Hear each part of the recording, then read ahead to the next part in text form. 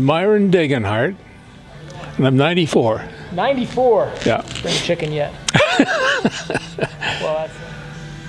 My first trip to Alaska, I was going to take the ferry from Haines down to Prince Rupert. And I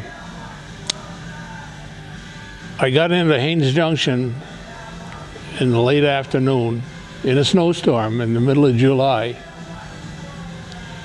And the next morning, I took off and headed for Haines. Haines Junction is in the Yukon. Haines is in Alaska, down on the coast.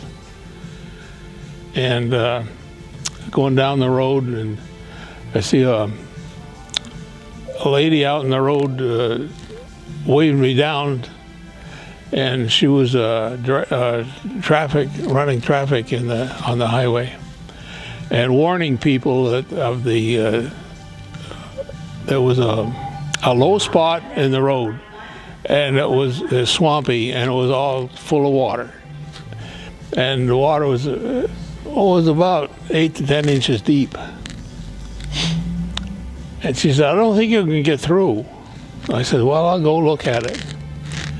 So I got down there and I saw this mess, and God, it must have been a quarter of a mile of it, that all just mud and muck and water. And so I pulled over to the side and I watched the traffic going through it. There were a few cars. Some of the cars turned around and went back. Some went through it, and they were going zigzagging down through it. I said, "I'll never make that."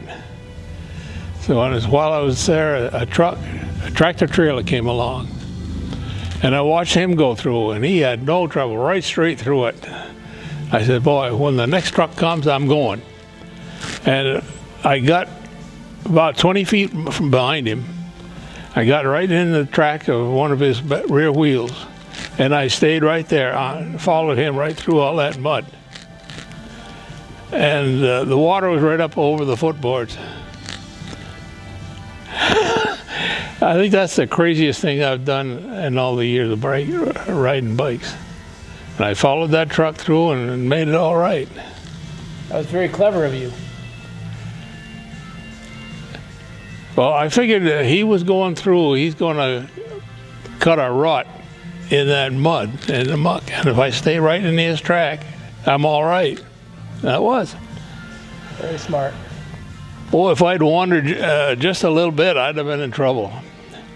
I often thought afterwards that was the most stupid thing to do, because if I'd dropped the bike in that mud, it'd still be there.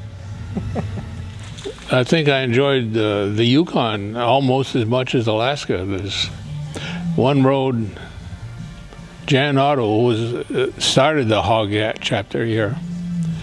He took that road quite a few years before I did. And it was all gravel then. It was paved one. They say it was paved, but boy, it was rough. But that road goes down along the east side of the Rockies. And it is a beautiful ride down through there. Yeah. Gorgeous country. I'd love to do that again. Mm-hmm. Yeah.